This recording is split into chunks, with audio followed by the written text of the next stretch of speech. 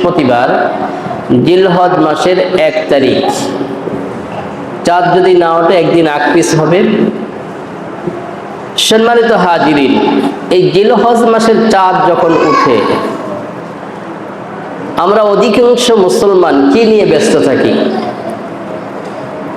বিশেষ করে দুইটি বিষয় নিয়ে আমরা অধিক ব্যস্ত থাকি। যারা হজে যাওয়ার নিয়ত করে তারা হজে যাওয়ার বিষয়টি মাথায় নিয়ে সামনে অগ্রসর হতে থাকে, প্রস্তুতি নিতে থাকে। আর যারা হজে যায় না, বাকি অধিকাংশ মুসলমান আমরা কোরবানি নিয়ে ব্যস্ত থাকি। কথা বলেন ঠিক না বেঠিক? অথচ দু জাহানের বাদশা নূরে মুজাসসাম তাজেদার মদিনা সৈয়দুল মুরসালিন রহমাতাল লিল আলামিন মুহাম্মাদুর রাসূলুল্লাহ সাল্লাল্লাহু আলাইহি ওয়াসাল্লাম আমাদেরকে এই জিলহজ মাস যখন আগমন করবে তখন গুরুত্বপূর্ণ কিছু আমল নিয়ে ব্যস্ত থাকার জন্য বিশ্বনবী মুহাম্মদুর রাসূলুল্লাহ সাল্লাল্লাহু আলাইহি ওয়াসাল্লাম বলেন যে আমলের ইঙ্গিত স্বয়ং আল্লাহ রাব্বুল আলামিন নিজেই দান করেছেন। শুরুতে আপনাদের সামনে সূরাতুল ফজর থেকে আমি আয়াত পাঠ করেছি। আল্লাহ রাব্বুল আলামিন বলেন, বিসমিল্লাহির রহমানির রহিম ওয়াল ফাজর ওয়া লায়ালিল আশর। আল্লাহ রাব্বুল আলামিন এখানে দুইটি বিষয়ের কসম খাচ্ছে।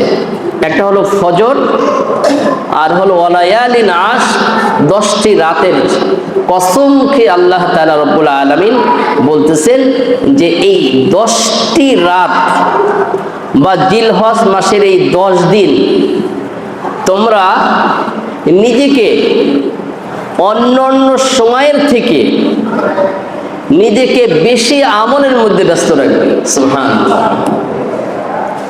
আল্লাহ রাব্বুল আলামিনের একটি নিজাম হলো যে ভালো কাজের পুরস্কার আল্লাহ তাআলা জান্নাত দান করবেন। সুবহানাল্লাহ। কিন্তু এই দুনিয়ার বুকে আল্লাহ রাব্বুল আলামিন ভালো কাজের পুরস্কার কখনো কখনো কোনো ভালো কাজ শেষ হওয়ার পরে দিয়ে থাকেন। সুবহানাল্লাহ। ভালো কাজের পরে যে সুসংবাদ, আনন্দ, এই আনন্দের মেসেজটা আল্লাহ রাব্বুল আলামিন দিয়ে থাকেন ভালো কাজের পরে। যেমন পবিত্র মাহে রমজান, পবিত্র মাহে রমজানের 30টি অথবা 29টি রোজা যখন আমরা সম্পূর্ণ করি, এরপরে আল্লাহ রাব্বুল আলামিন প্রাথমিক পর্যায়ে একটা খুশির মেসেজ বা আনন্দের একটা দিন আল্লাহ তাআলা আমাদের জন্য দান করেছেন। সুবহানাল্লাহ। যেটার নাম কি? ঈদুল ফিতর।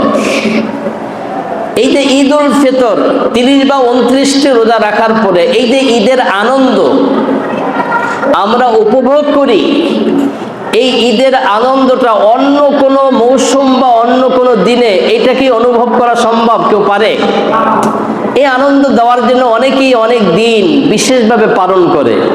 ঈদে মিলাদুন নবী, শবে মেরাজ, অথবা আমাদের তৈরিকৃত পয়লা বৈশাখ, এই ধরনের বিভিন্ন কালচার আমাদের আছে যে ওই দিনটাকে আমরা ভিন্নভাবে আনন্দ করব, আনন্দ উপভোগ করব।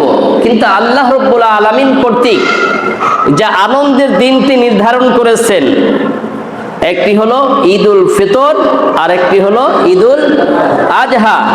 এই 30টি রোজা বান্দা যখন রাখলো, রাখার পরে দিয়ে আল্লাহ রাব্বুল আলামিন বললেন যে আমি তোমার প্রতি খুশি হয়ে তোমার প্রাথমিক একটা পুরস্কার হিসেবে একটা আনন্দ আমি তোমাকে দান করলাম, পবিত্র ঈদুল ফিতর। সুবহানাল্লাহ। ধনী গরিব নির্বিশেষে, শিক্ষিত অশিক্ষিত, সকল স্তরের মানুষ এই যে ঈদের আনন্দ, ঈদুল ফিতরের আনন্দ, এটা অন্য কোনো দিন তারা খুঁজে পায় না। পায়? পাওয়া সম্ভব না। আল্লাহ রাব্বুল আলামিন কর্তৃক নির্ধারিত একটি মাস বান্দা আমার গোলামি করেছে, ইবাদত করেছে, বন্দেগী করেছে, এরপরে পুরস্কার হিসাবে, প্রাথমিক পুরস্কার হিসাবে আমি তার জন্য কি করেছি? একটি আনন্দের দিন নির্ধারণ করেছি। আচ্ছা, এই ঈদুল ফিতর বা ঈদের আনন্দ এটা কার জন্য? যারা একটি মাস রোজা রেখেছে।